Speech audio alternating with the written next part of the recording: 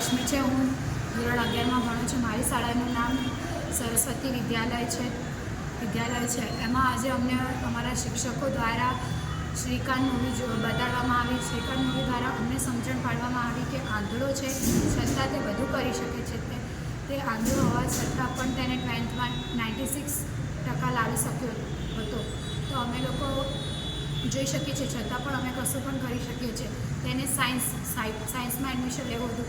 તેના માટે થઈને તે કેસ પણ લડ્યો હતો કે આંધળા વ્યક્તિ સાયન્સ ના લઈ શકે, પણ એ કેસ લડીને તેને સાયન્સ પણ લીધું. તે વિદેશ પણ ભણવા ગયો હતો. વિદેશમાં ભણીને તે પાછો અહીંયા આવીને એક ફેક્ટરી ઓપન કરી.